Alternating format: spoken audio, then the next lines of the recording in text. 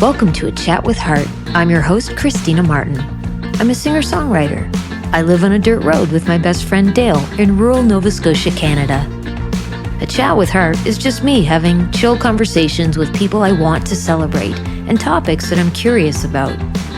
If you have a question or a comment for this podcast, call my Heartbeat hotline, 1-902-669-4769. To send this podcast even more love, visit me online at patreon.com/Christina Martin. I'm so happy you're listening. Our personal stories have great power to heal, influence, and inspire. All we have to do is show up for the conversation. If we just talk about it, we could shine a light, we could break a dark day. If we just talk about it, we can cut away, we can make a brighter day.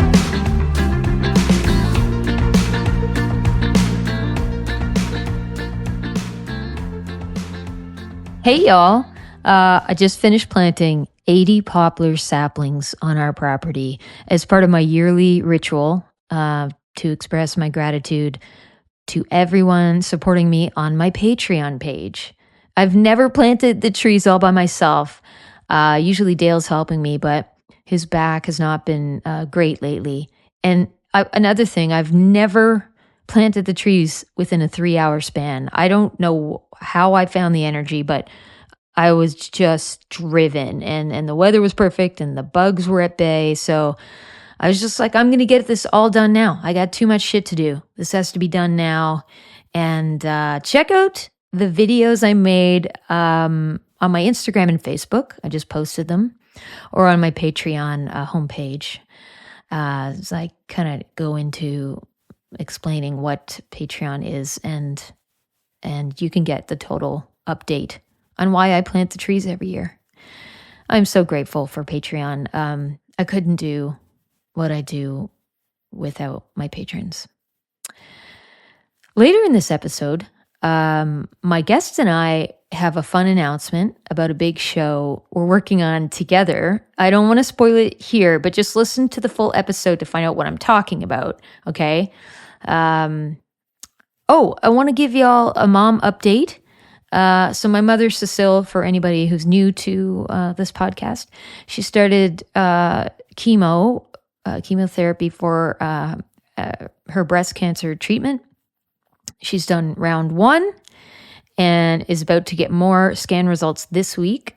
And then she'll start round 2 of chemo next week, unless the scans alter her treatment.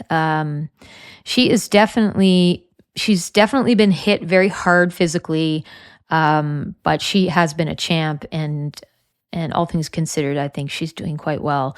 She has a little break now this week to get her energy back. She's feeling a little more like herself. Your well wishes and prayers, you know what? It's all helpful. And we've had so many great notes, and she has as well. And it's much appreciated as we navigate this together. I want to give a special shout out to my brother, Alex, who flew home from Columbus to spend last week with Mom and Mom's new kitty, Lola, that she adopted. So thanks, Alex. It meant a lot to me. I was able to take a break, come home, and work on some projects. And then I'll be with Mom next week. But my brother Alex is he's extremely close with my mom, and always likes to take care of her, and he's just a great support. So thank you, Alex. Love you. Okay, my guest today has really become one of my most cherished friends. We cover a lot of important ground in this chat, like our mutual meetings with the Queen of England, our first colonoscopies, not together, but that is another fun idea, perhaps. We both chat about How the Artist's Way, a book by Julia Cameron, has impacted both of our lives. And I think with this episode, you'll get a pretty great sense of why I love this human so much. And she shares her adventure as an artist and the many exciting collaborations and projects that she's involved in. But we do spend an awful lot of time talking about our colonoscopy experiences. So much that I had considered including a trigger warning for anyone that might be just, put off or is not ready to hear about colons or cleansing the colon stories. Kristen Herrington is an award-winning painter, podcaster, writer, event host, and owner of Togetherland Art Gallery. At Togetherland Art Gallery, Kristen has curated a space where art, community, and creativity converge. Kristen was born and raised in rural Nova Scotia, and she resides today in Tantallon, Nova Scotia. In addition to her visual artistry, Kristen is a prominent voice in the Nova Scotia podcasting scene. She is the co-host of the popular podcast Mike and Kristen, alongside her husband, Mike Ryan. They are a super team. We're going to get Mike on here too pretty soon on his own. And I had them both on one episode of A Chat with Heart. So check that one out. And you know what else? Kristen is one of the founding members of Curiosity Club, where she collaborates with fellow artists and entrepreneurs to curate transformative creative experiences. It's a lot of exciting stuff with this woman. I also want to announce, because we forgot to mention this in the episode, that Kristen and her husband, Mike Ryan, are going to be the guest authors reading at our next denim sessions in our home here in Port Howe, Nova Scotia. So if you're in the area, Cumberland County, or you just want to make a special trip up, you can get tickets to our denim sessions. Seating is limited. They always sell out. We have 2 dates right now with Mike and Kristen opening our show June 26th and 27th. So if you want to attend, basically, you just need to email me and tell me which date you want to come. And I'll tell you the address and all the other fun details. It's super casual. It's always a lot of fun. It's an early evening of authors and live music, original music. And we love doing it. This is year 2 that we're doing the denim sessions. Okay, I had the best morning editing this podcast episode with Dale. And who knows? Maybe I'll sign up for another colonoscopy soon.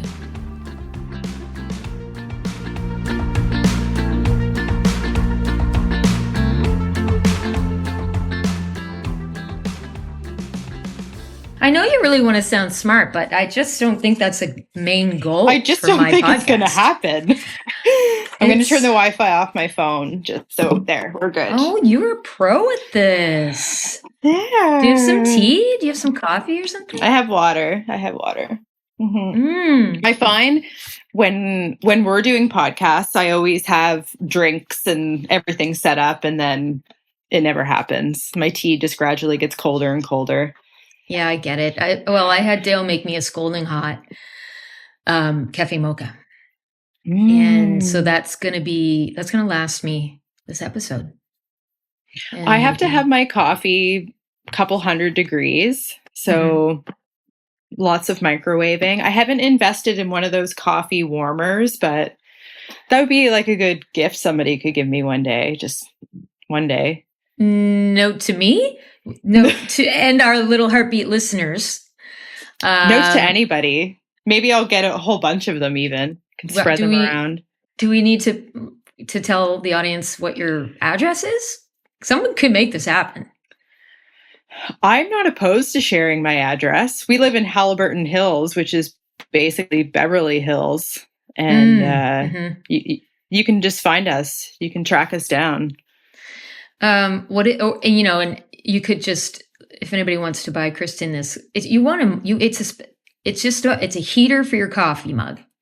You just sit it on it. It never gets cold. Is that? Yes. And there's a spectrum of quality you can get. And one of them, I understand, has an app that you download on your phone, and you can just set it to whatever temperature you want the coffee to be consistently at. And away you go. Like smart coffee, I think, is what they would call it. I tell you what, if any of my little heartbeat listeners want to buy this for Kristen because she's an incredible human being, you get in touch with me. I will get you her address once I see proof of purchase. And we'll make it happen. How's that sound? Great. We can wrap things up now, I guess. Yeah. Yep, that's it. That's out there. You were great. And I forgot to say welcome to a Chat with Heart podcast, but you did great. Thank you. You're welcome. I didn't know if we were still sound checking. So, well, our whole life is a sound check, really. I mean, isn't it? Yeah, that sounds very philosophical.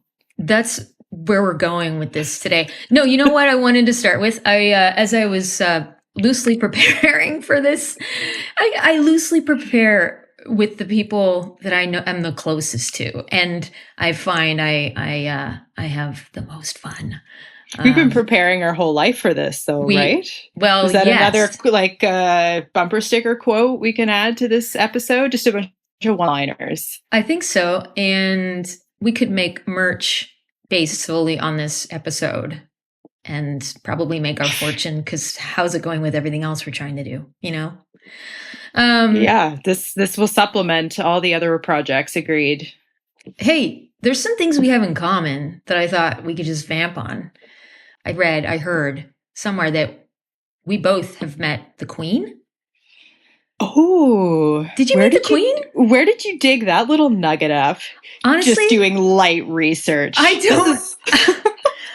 do not remember, but it just at the last week or so, I must have been listening to your podcast and Mike and Kristen, the podcast.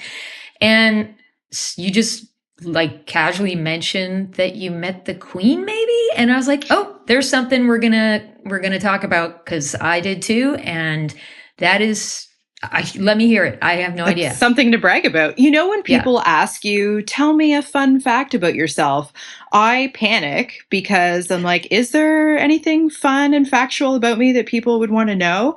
And I did meet the Queen when I was a kid. And so that's my go-to fun fact if I'm really put on the spot. Yeah. People don't ask me this all that often, but my grandfather worked in politics, and the legislature was in session way back when. I think I was 8 or 9 years old. And I knew two things about this special day. One was that the Queen was coming, and the other was that they were going to be serving chocolate-covered strawberries. So I was really there more for the snacks. And like, I met the Queen, but I remembered the strawberries and got a photo taken with me eating one of the strawberries, but not with the Queen.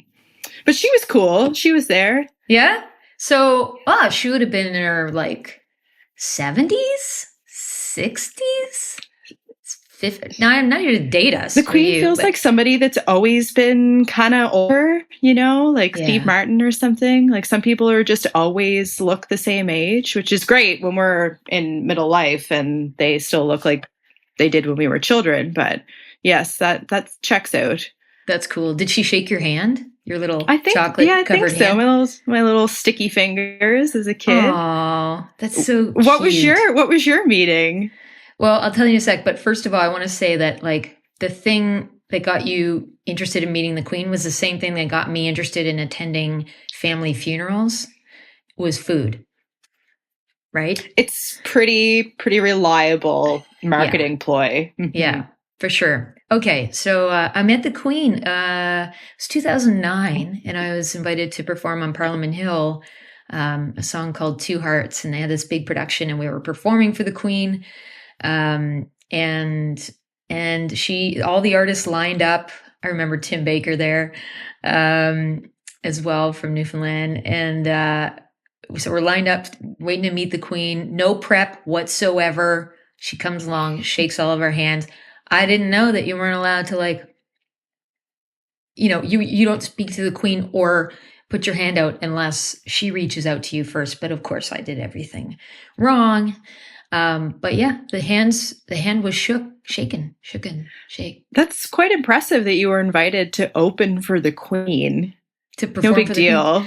Yeah. It was or perform for, yeah. Opening act. Yeah, I was the opening act for the Queen stepping. No, it was a highlight of one of my highlights of my life. And I think because my family, my grandmother especially, we always had like royal family, magazines around the house. And there was this fascination with the royal family. So it was a pretty cool moment for me. I was always curious about the family, and like Princess Di was one of my idols. And so, yeah, so we have that in common. I remember Mike and I took a trip to Thailand. This is quite a few years ago now, but we were staying in this smaller city called Chiang Mai, and we flew in to that airport.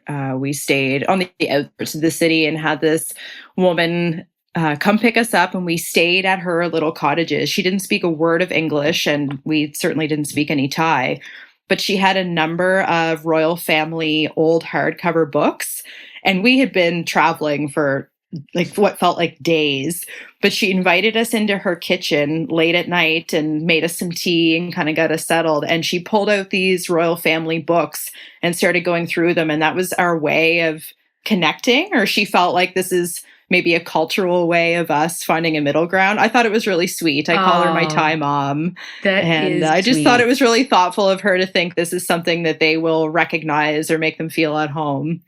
That is really cool. That is really sweet. Yeah. Aw. You guys have met a ton of people through your adventures traveling, you and Mike, together. And I want to say that your book, You and Me, is one of my favorites. And it just made me feel all kinds of feelings, but it definitely made me laugh out loud. So do you think that there'll be a You and Me 2, like a follow-up? Is that something that's in the works? Well, I don't think we plan to do a sequel of that particular book. We have certainly talked about writing other books together. Mike is more of a natural author than I am. I don't love the process of editing and like putting a book together. It's really great when you get them in the mail. It feels like an accomplishment, absolutely. But we went to an artist retreat a couple of years ago in Colombia with the intention of starting our second book. And it was going to be a collection of stories from our childhood and meant to have the same feeling of lighthearted, humorous, kind of poking fun at ourselves. And we realized in writing these chapters that Mike's stories from his childhood were hilarious, like very much fit the brand, the mood. And mine, once I got writing them, were just kind of sad. Like I laugh about it, but I remember there was a sharing circle at one point halfway through this month-long residency where you had to just give an update essentially on your work. And I shared a couple of stories. One was called something about a skunk, where I tell the story of a skunk spraying our house growing up in farmland, which I laugh about. And there were all these New Yorkers there, like New York artists, that were near tears thinking this would be the most devastating thing ever to happen to me in life. Didn't see the humor in it whatsoever. So we left that residency kind of questioning, like, is this the right project for us? Is this funny? Or so we kind of parked that for a bit. Right. Probably smart. I got it. Yeah. Oh, God. Yeah, I could think of a number of sad childhood stories that would not make the cut. That's fucking okay. Don't do the book. Maybe we'll co-author a book, and those will be the stories we tell. Our sad childhood. Oh my God, my mom listens to this. She's gonna be like, she had a great childhood. She doesn't speak like that. She actually has a French Acadian accent. We'd have lots. And I'm sure to me, that is hilarious. The skunk story is hilarious. So my vote counts at all. Maybe it's just marketed in Atlantic Canada. We would find that. Agreed. Yeah. It's a very local book. Shall we share our colonoscopy stories? Know that we do edit this podcast. So, if you're like, I don't think the world wants to hear about my do you have one to share with me?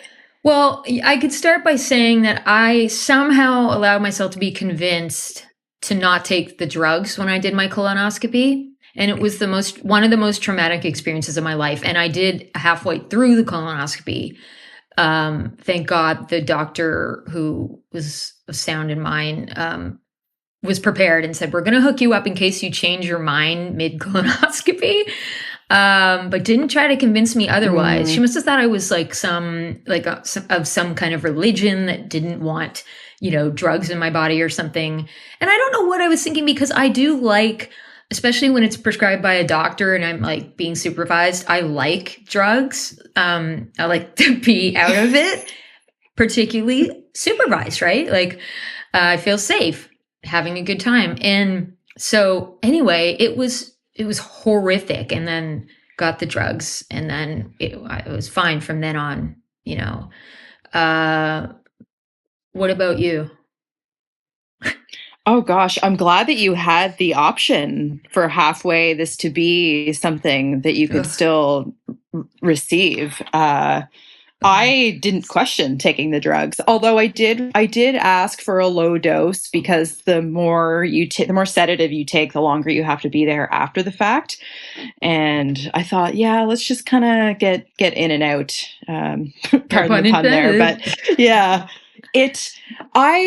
so I had to have a colonoscopy just because of my family health history. My mom and grandfather both had colon cancer. So screening had to start in my 40s, and I didn't mind so much the prep. Like, I started the restricted diet even earlier than you thought. I was really paranoid about not being completely ready. Like, I would have been mortified if I got there and they were like, I think you snuck some Cheerios or something in there. I see a burger lodged in the crevices of your colon.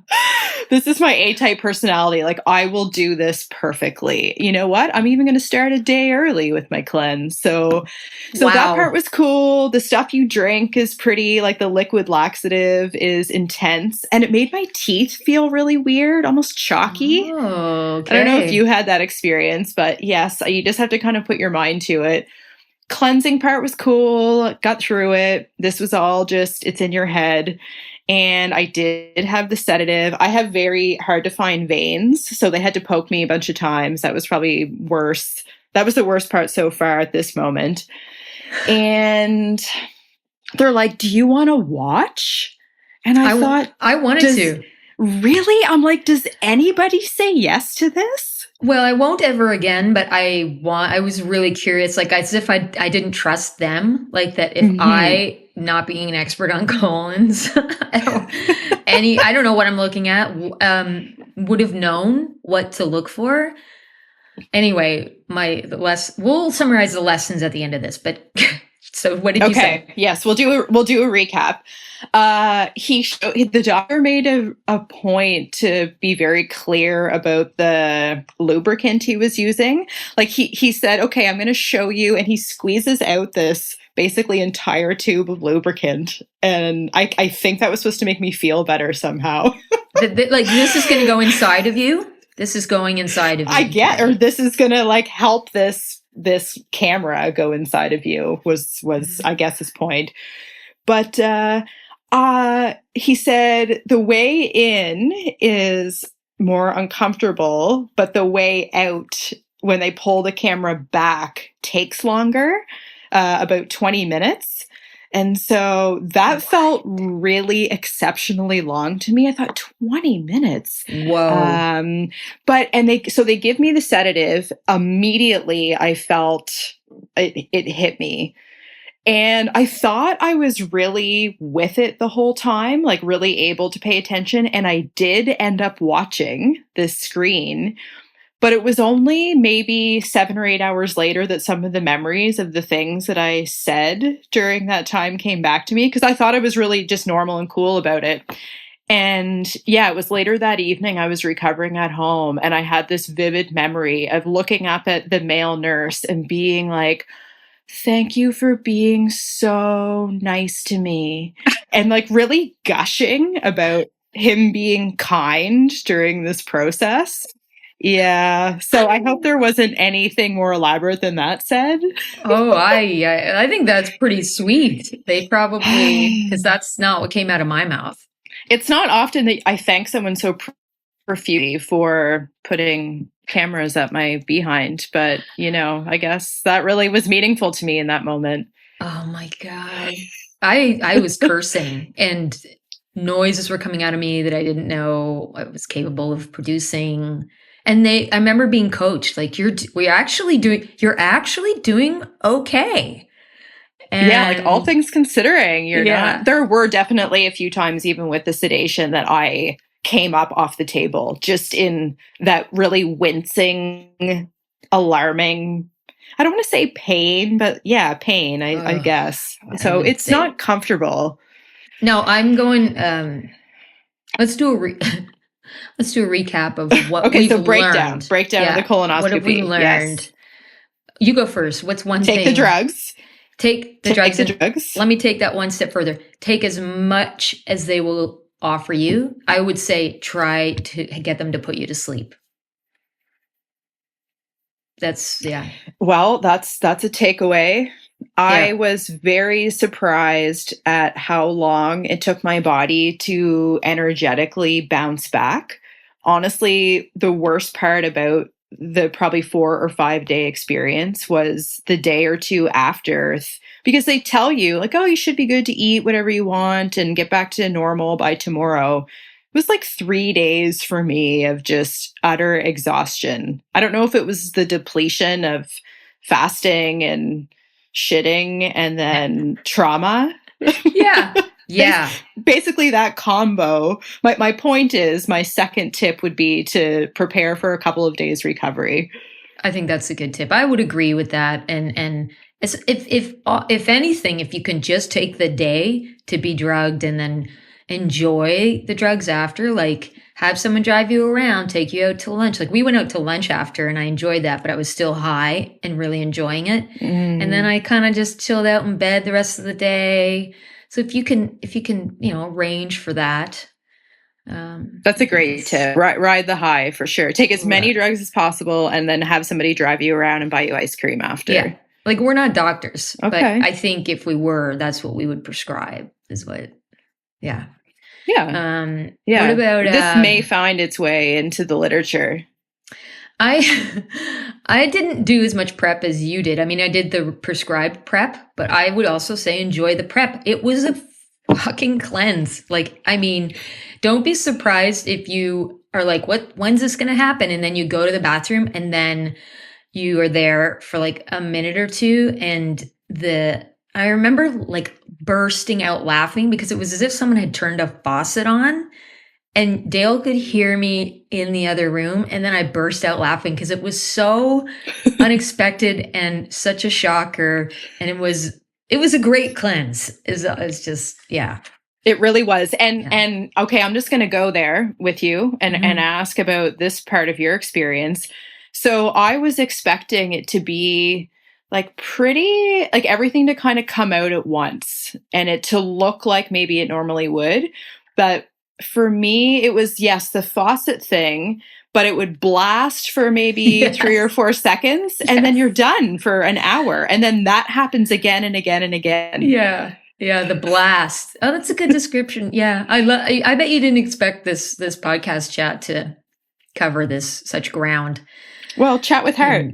It is a chat with heart and rhymes with all kinds of things. And yeah, no, that's true. We can move on from colonoscopies, but I think it's important more people our age are getting into this where it's like first time colonoscopy.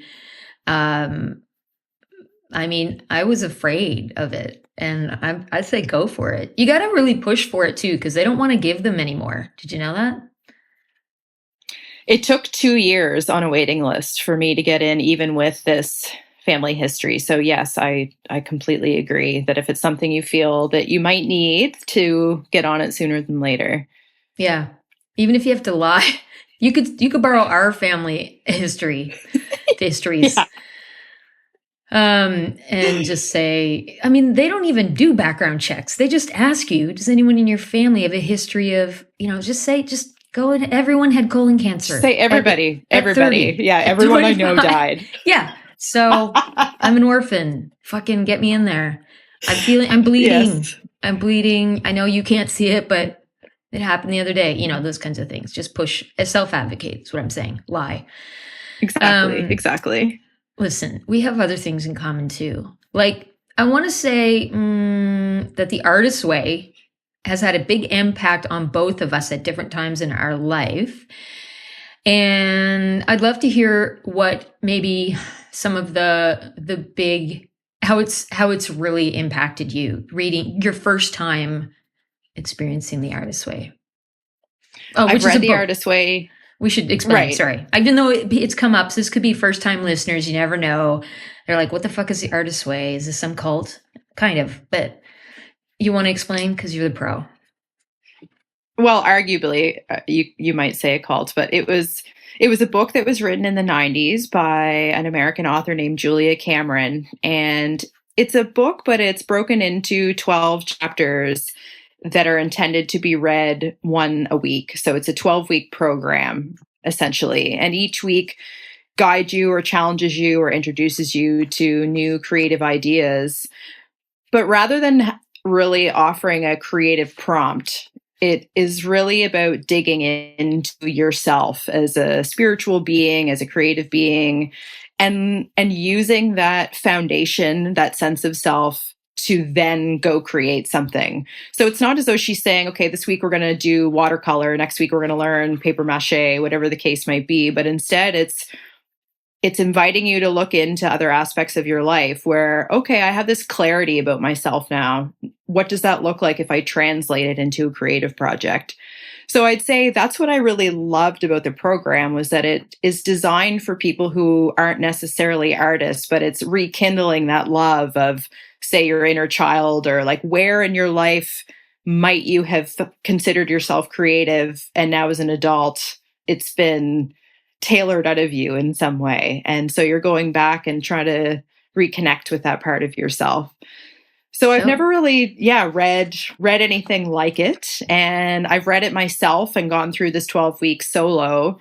And just this last winter was one of 3 facilitators to help guide a group of 20 women. We did it together as a group virtually over the winter. So we met once a week for 12 weeks. And at the end of that experience, not only did these women feel like they now had a community, but we hosted a final art show at my gallery, so that it really gave this tangible, hands-on outcome, which was really special. Aw, so, by the way, Curiosity Club that facilitated this experience with The Artist's Way, the 12-week experience, that is a club, a curious club that you co-founded. Correct me if That's I'm right. wrong. Yep. Yeah, with 2 of my friends, Erin Balger and Stephanie McNamara, who are both talented photographers. But we did a collaboration last fall together and just found we worked well together and had more to offer. And so we've been organizing a few different projects and events. The Artist's Way that we did virtually was our first collaboration. And then we're also hosting, coming up next month, a secret show for the Town Heroes for my husband, Mike, and his band. I'm going, but I'm not going to say where it is. Okay, we're going to let people know at the end of this where they can sign up for Curiosity Club events, and also find out all things Kristen Herrington. Find out more about your podcast. Find out. We're definitely gonna get to that. How has The Artist's Way changed your life? It's been really important to remind myself as a creative person that it's not, the product that I make is not about the audience, or at least not entirely about the audience. I think it's a really tricky thing, in particular as a full-time artist, that we have to consider how we're going to make money and buy our groceries, and these sort of variables factor in. But reminding myself through this 12-week program that the process and the authenticity and just truly making something from the heart is going to be the best thing anyways. And maybe it's not as universal as making a lighthouse painting in Nova Scotia, for example, that you assume people will be familiar with and be comfortable with and perhaps purchase. It's when you get into the real gritty, weird stuff that is actually who I am, more so, that I have more fun creating work. And people are attracted to that. Like the more niche you get, there's benefits to that approach too. Oh, I love that. What about you? Well, it was, I mean, the Artist's Way changed my life because it gave me sort of it gave me a format for like, how do I make time, like the artist dates, which are essentially you take time to go out and do something that fuels you creatively. It could be for an hour, it could be an afternoon, it could be just a trip to the museum alone. Like, it taught me that I could go and do these things by myself. And of course, that coupled with the morning pages, the writing, the daily writing, getting into that routine, those two things were extremely powerful for me at a time when I was in a place that was just, all about creativity. In my mind was Austin, Texas, right? So at that time, it just helped me make time to explore and figure out what I wanted to do in this creative avenue, I suppose. And I wasn't doing that before. I was probably like a lot of people, and like it's easy to do today even, just being led by what other people maybe wanted me to do, or, what everybody else was doing. And it was lots of distractions, but really not very happy or fulfilled, and didn't really know what my role was in my life, like in terms of generating something that could be considered a gift to others or a gift to myself. So yeah, the time to create and play, and then the morning pages, the taking time to write, show up to the page, were really critical. Yeah. Do you still do either of those things? Like, do you still journal each morning as a result of the Artist's Way? Well, guess what? Actually, right behind me, I have the Artist's Way on my desk because I do want to go back to it, because I have not been doing that. I have on and off over the years, but I definitely am at a place right now in my life where I need to reconnect, and have fallen. I won't say I'm fallen totally off my path, but definitely need to put more effort into creating that sacred space where I show up to, to work on the art. And so I'll always come back to it. It's like a homecoming. I know it's there. And there's some other great books by Julia Cameron that I have, like Vein of Gold, and some other writing books. I posted a photo of some creative books, some books on creativity and spirituality today on my Instagram. And there are a couple other Julia Cameron books in there on writing that I will go back to them, and it'll be like I've read them for the first time. And there are prompts in them for writing. So, yeah, it's funny because I've read some of these books 2 or 3 times in the last 20 some years, but I just, in and out, at the time it serves me. And then 5 years later, I go back to it. It's like reading it's like new inspiration, right? And the prompts, even though you may have done those exercises before, because you've lived life and have more experiences, it'll prompt something completely different. So that's what I find great about these types of books. It's so true. It's kind of like receiving good advice from a friend that if you're not ready for it at that point in your life, these are meaningful words, but it doesn't resonate or like truly sink in. And you can hear the same sentence 5 years later, and it's profound and mind blowing. And yeah, you're ready for that. So the Artist's Way is similar. Yeah, exactly. Now you had a good corporate paying job. You quit it to pursue what I call a path with heart. And I wonder if you agree with this statement that the path with heart is not necessarily the path of least resistance. Oh gosh. Yeah, I agree with that. Absolutely. Like, do you ever, have you had, sorry to interject, but interrupt. Do you have moments where you're like, oh, fuck, I'm going to go back and get that corporate job back? What was I thinking? I have had, I would say 2 or 3 of those moments over the last couple of years since I made this decision. And it's always because of finances. It's not because I miss the commute. It's not because I miss wearing polyester suits that match. None of those things do I long for. But there I mean, the lifestyle, there's nothing about it I would change. Getting used to going from, a 6-figure salary with pension and benefits and all these perks, bells and whistles. I had a cell phone and a laptop and a corner office, like all these things that you think are going to somehow fulfill you. Yeah, the perks were nice, but not at the cost of which they came. Mm-hmm. But there have been times just struggling as an artist. If you work as a full-time entrepreneur, probably in most sectors, you would understand what that means. But in our house, there's 2 full-time artists.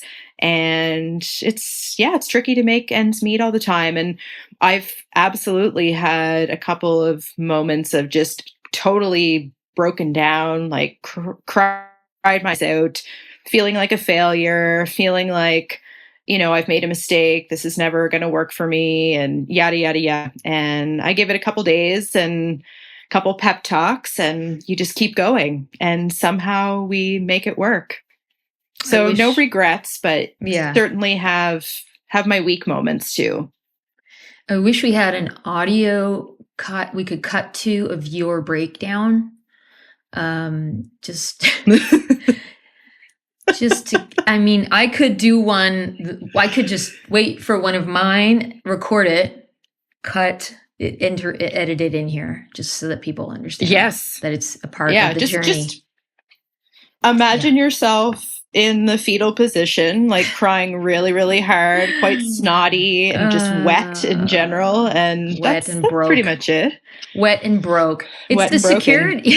It's the security that I think a lot of artists do struggle with, myself included, is like, I want security, but I want this life. And it does feel like a lot of, unpaid, insecure work and time to get to the good things. But when you do get to the good things, it does feel rewarding and worthwhile. And I would love for you to tell us about some of your recent just triumphs on this path with heart. I know you've had, honestly, it seems like you have a shit ton. Like, I'm so proud of you. Well, thank you. And as you know, there are a whole whack of rejections and no's that go along with those few and far between triumphs, but it does make them all the more sweet. And one that comes to mind was receiving a Canada Council grant this year. And it wasn't about, yes, it was great. I've just talked about griping about not having money. And I was going to start the story off with, it's not about the money. Like, yeah, that was an amazing part of it. But there's something about the prestige of a national arts recognition that was so meaningful to me that even had it not come with this cash prize, I still would have felt proud of myself. And it's a hard thing for creatives to like truly say those words out loud, that I'm proud of myself. But I really felt like it was a milestone. It felt representative of validating my career as an artist and making this big decision and taking the leap. So, and the project itself is, I'm creating what are called haptic chairs. So they're vibrating chairs that help the deaf and hard and hearing community, quote, hear sound or hear music.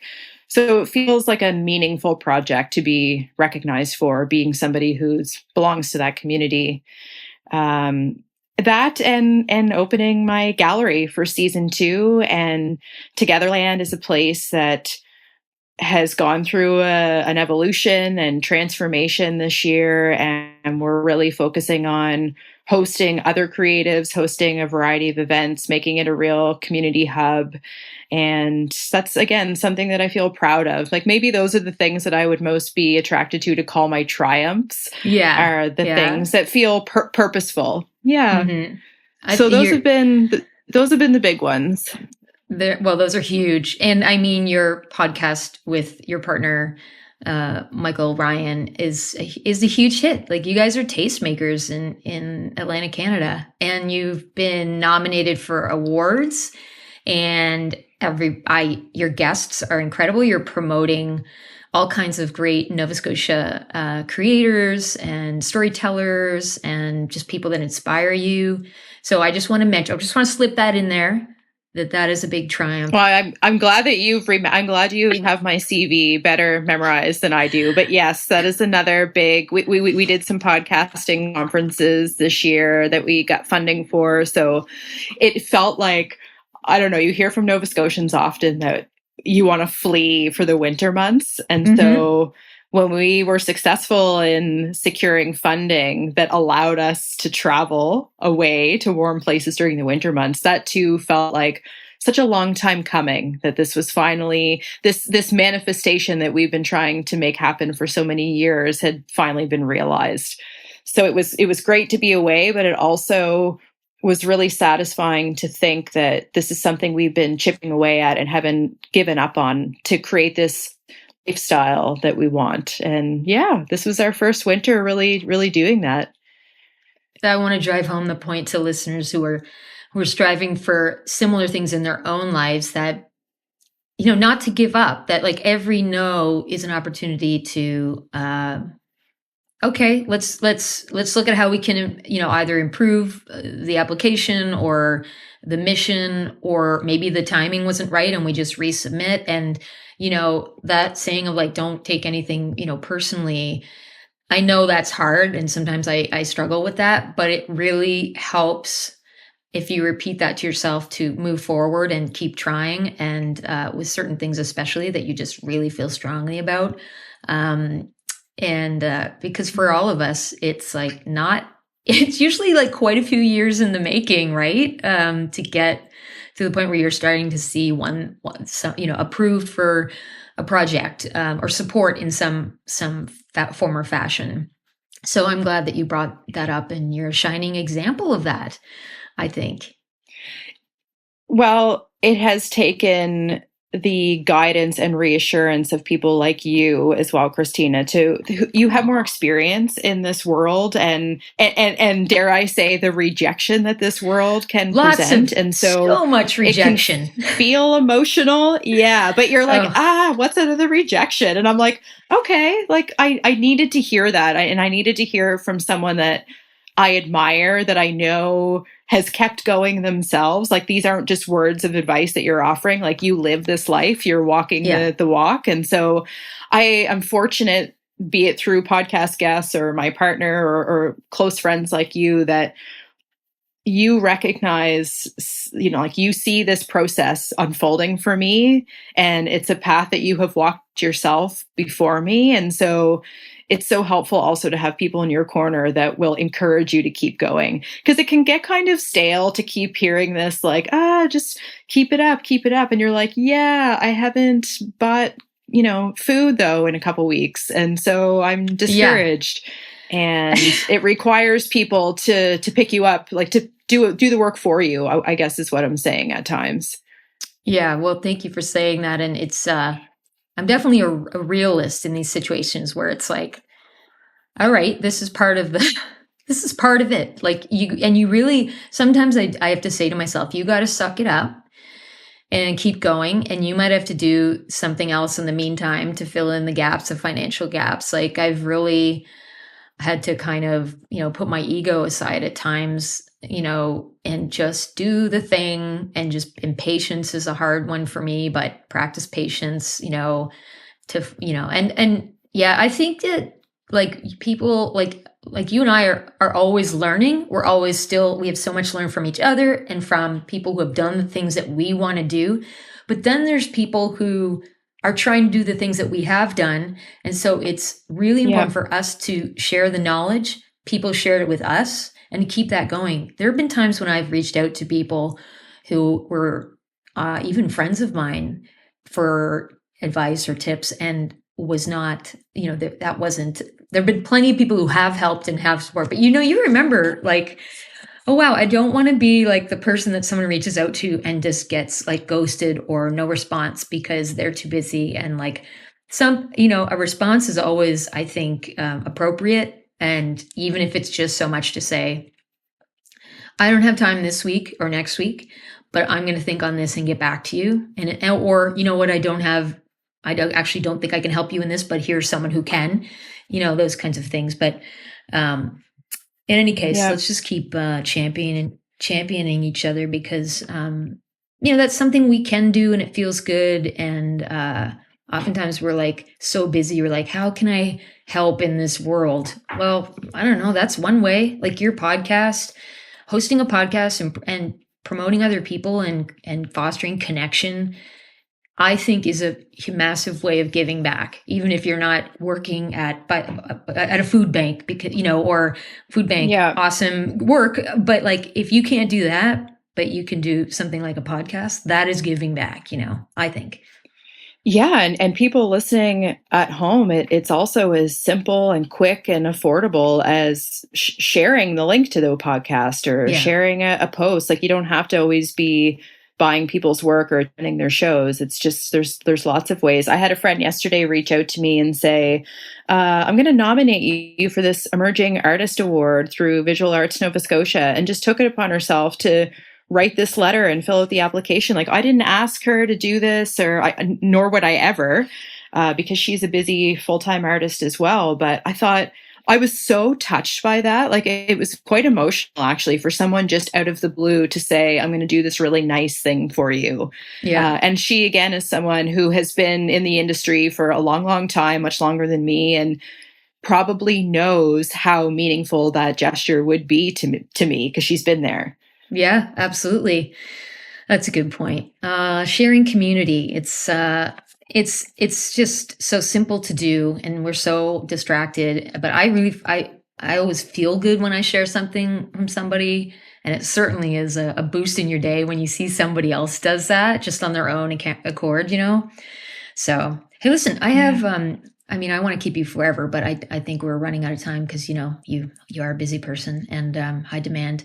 But I have some just some other fun questions I want to ask you before I let you go, and then summarize with where we can find you. And I think we have a big announcement as well coming up that you and I need to talk about. But are we going to talk about that today? Okay, I'll just let you go. You go. I think so. Okay. Let me, well, we should. Yeah.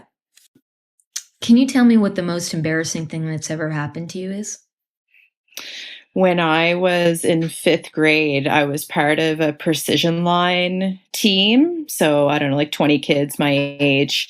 And I was far too old to have peed my pants, but I did pee my pants at precision line practice that day. So I took it upon myself to fall a lot during practice. So it looked like I had a wet bum from falling on the ice. So good save, at least, right? Yeah, absolutely. Did anybody notice? Did anybody make fun of you? I like to tell myself that they didn't. No, nobody said a word. So I think I was safe. Oh, yeah. Long jacket, pull that down. And I don't really know why it happened. I think because I had my skates on and I couldn't run to the bathroom with my skates on in time. And life happens. It's also, but I was very embarrassed at the time. I understand. I think it's also a nice warm feeling to pee yourself. for a moment, but in a skating arena when you have wet jeans, you're right. The consequences, not great. What's the scariest thing that's ever happened to you? Like Halloween scary? Not like, oh my, Christmases. You. Sorry, I love how prepared you are. Like I have answers for these. Well, I have answers for these questions. I think it was 2 or 3 Christmases ago, like December 23rd, I think it was. Mike and I were getting ready for bed, and not often are we online that late at night, but I just so happened to be. And I saw our neighbor had posted an update that somebody had tried to break into their house, and just to be cautious. So I mentioned this to Mike, like, oh, Jackie said this, whatever. And he thought, well, I'll just go out and lock up the woodshed just because we've got some tools and kayaks and stuff in there. And he took with him a lead pipe that we had been gifted for our wedding. It's, traditional wedding gift. And once he got out there, realized that there were, in fact, footprints that came out of the woods from our neighbor's house that led up to our woodshed. So there was somebody in the woodshed close to midnight. And there was an altercation, to say the least. This is a very, very long story if I tell it in its entirety, but essentially Mike was like, I know you're in there. I have a lead pipe. And Buddy was like, well, I have an axe. axe and I'm going to kill your family. So Mike starts screaming at him, like very profanity, like insert every curse word you've ever heard in your life into strung together. That's what he said. And then very gently was like, dear, can you call 911? God. So I did. I called 911 and they arrived, what felt like a year later, but was probably just a couple of minutes, and eventually had to wrestle this guy to the ground. And like Mike had pushed him down. He did not have an axe, thank God. He was very high on some type of drug, maybe a colonoscopy drug. Who knows? Maybe, right? Oh, maybe he had just had a colonoscopy. Maybe he had just had, yeah. So you might want to hindsight. Good one. Score. Here's the clip. That's Let's the just clip. End it here. That's the promotional clip right there, which won't make sense to most people unless they listen to the whole episode. But it'll generate some curiosity, perhaps. But yeah, having somebody say that they're going to rob you and kill you with an axe at midnight before Christmas was probably my scariest moment. Yeah. Okay, so we need to add to our recap of the colonoscopy stories we shared earlier that you need to have someone keeping an eye on you. Maybe lock yourself in a room for a couple of days. Otherwise, you run the risk of being the guy or the gal that threatens to kill somebody with an axe. It's a very real after effect potential. That's fucking terrifying. That is a terrifying story. That's I can't relate to that particular experience. So. Yeah. Okay. Well, I'm glad to hear that. Yeah, me too. Okay. What would I have to do to you or Mike for you not to want to be friends with me anymore? My mic, like my microphone, or my husband? Your husband. I mean, it's not an expensive mic. I would say Mike, your husband. Yeah. What would you have to do? What would I have to do? What's a non-murdery thing that I would do that you'd be like, you know what? Maybe we shouldn't be friends with Christina. Maybe still Dale, but like, let's cool it with Christina. I just want to know so that I just don't do that thing. We certainly have not reached our threshold of pushing boundaries with our friendship. I don't know that I have that with you, actually. Like we really are, like, we look alike. We're kind of, I don't know. You feel like family to me now. So I guess maybe like if you broke his arm and he couldn't play music and write me little love notes and stuff, I'd be pretty upset about that. But what if it was an accident? Well, accidents happen. Yeah, okay, accidents happen. I'd forgive you for that. Yeah, I guess the breaking his arm. Well, yeah, that would be that's the limit. Okay. Yeah, like a pinky finger or something is, that's doable. What about you? Like if I broke your arm, because that would affect what you do as well as a visual artist and probably, typing. Or you still like me if I did that? I think I'd still like you. Yeah. Okay. Cool. I think I have I have a deep love for you. So it's take a lot. Thank you. This is good. Okay. Let's get into the promo world here. Where can my Little Heartbeat listeners find you online? If they, I will say we have an episode with you and Mike, that people can listen to, which, they should, but just forget about Mike, that he even exists, except for the podcast. What are the places that people need to go to help you? My website, KristenHerringtonArt.com, has most links to other things. I'm one of those people that has like 17 different places you can find me, but that's kind of the central hub that will have everything else that connects to Curiosity Club or the podcast or my gallery. Everything's sort of there. I'm Kristen Herrington _.art. Sorry. Kristen Herrington .art on Instagram. And Curiosity Club Creative is where you can find more info on the second round of the Artist's Way that we're going to be hosting and tickets to that secret show that we're putting on for the Town Heroes in June. I think I want to sign up for the second round of the Artist's Way, because I said I was going to start it again, but I don't need to do it by myself. I think it'd be cool to I think I should support that. We'd be absolutely thrilled to have you. And it really does make a difference having a community, a group to push through it. Yeah. You're less likely to skip things. I might still skip. No, I won't skip. Yeah, you're right. It's like going to a workout class where it's like, you're not going to leave halfway through. Yeah. Okay. Yeah. We are working on an event together, and I haven't told anybody really about it except my mom and Dale and my band, maybe a string quartet. And I think we should announce it here and now, and then people can go and start buying tickets to it. What do you think? I think that's brilliant, and feel honored to be part of the official launch of this. This is okay. Like, I'm not prepared here. Like, I'm nervous. I'm nervous to even say it out loud. Like, I'm nervous that nobody will come, but I know that's not true. It's just, I don't know. Okay, here we go. You ready? Okay. Yes. Okay. So, I mean, if you recall, I put out an album last year called Storm. Okay. And we've been overseas, but we haven't played in Halifax, which is my biggest market. Most of my fans live in HRM. So I've been thinking about this for years and leading up to this moment where I can announce that my full band and a string quartet are going to perform for the first time ever all the songs from the album Storm at Alderney Landing Theatre. But that's not it. That is not it, because we have special guests emceeing and then hosting a live Q&A podcast, live podcast Q&A, Mike and Kristen, the podcast, for like that half of the entire show. Okay. And you are also event managing. This is like a big fucking deal.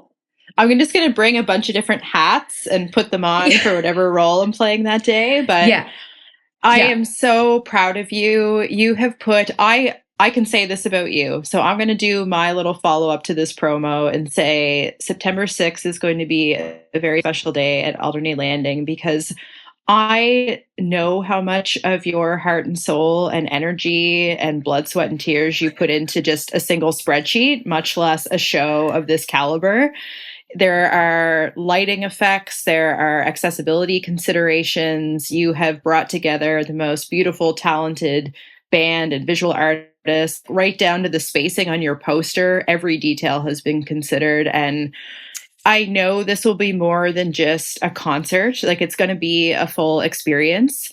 And having the audience be able to participate at the end and really ask of you the questions that they might have, and Mike and I facilitating that, is something I've never seen done before, at least not here in Halifax. So I just know that it's going to be unique, and I hope that we just pack that room full of lovely faces there for you.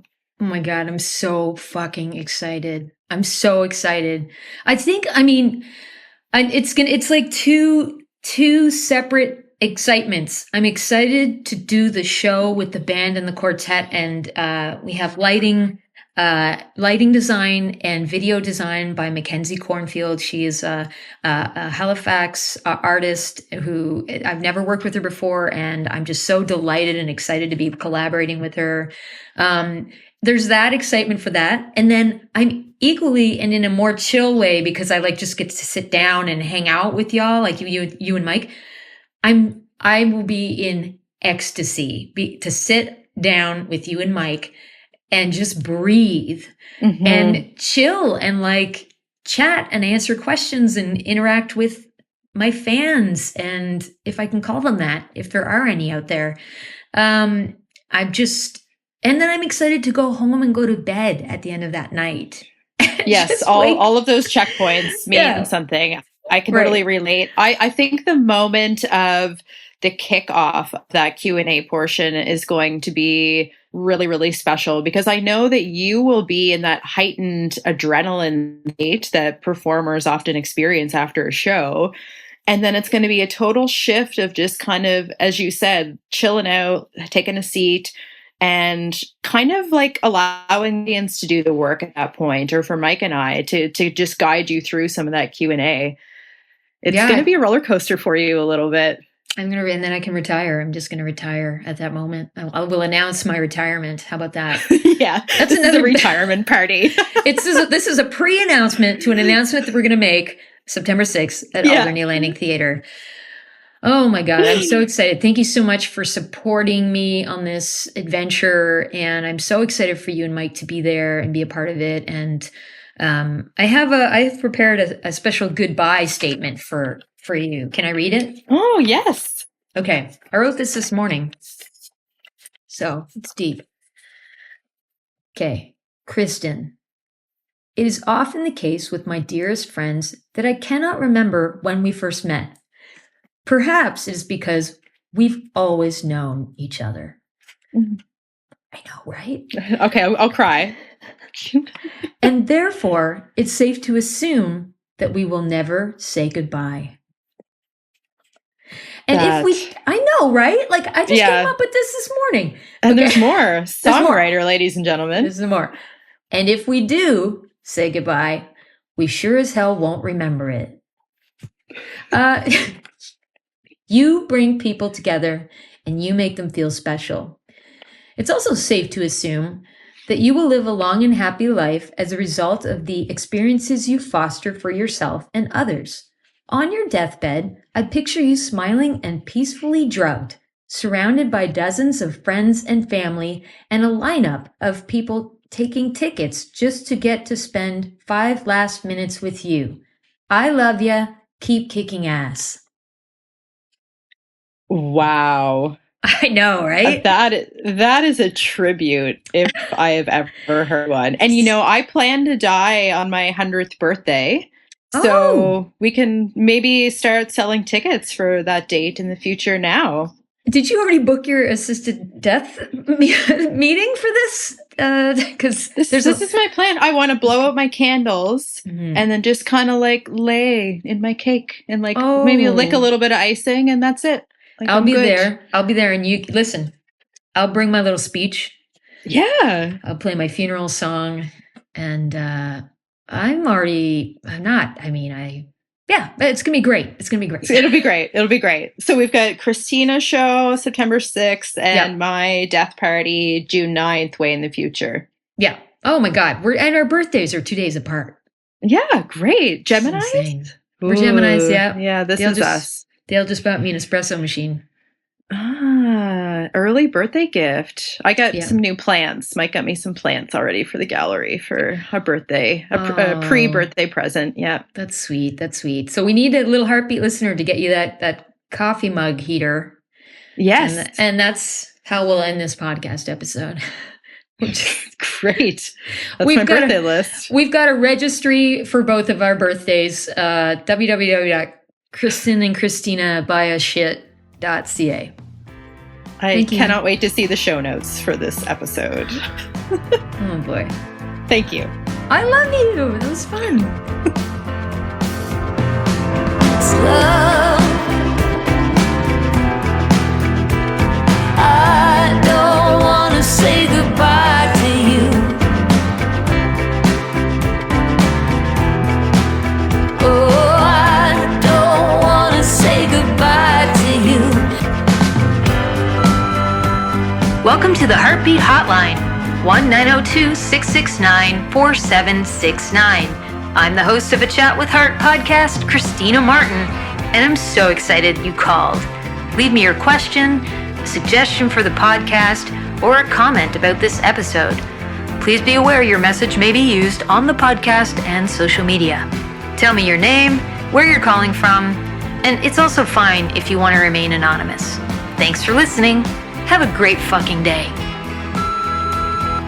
Thanks for listening to A Chat with Heart podcast, produced by me, Christina Martin, co-produced and engineered by my husband, Dale Murray. Dale's a stellar singer-songwriter and music producer, so check out his website, dalemurray.ca. The podcast theme song, Talk About It, and I Don't Want to Say Goodbye to You were written by me and recorded by Dale. Visit my Bandcamp to find CDs, vinyl, digital music, and fun merch like custom-made puzzles and temporary tattoo packs. Become a monthly or yearly supporter of this podcast and my music endeavors on Patreon. If you're new to Patreon, it's a membership platform that helps creators get paid. I love it. Sign up as a free or paid member at patreon.com/Christina Martin. I would love it if you had time to share, rate, leave a review, and subscribe to A Chat with Heart on all the places you listen to podcasts. Wishing you, my little heartbeat listeners, a great day.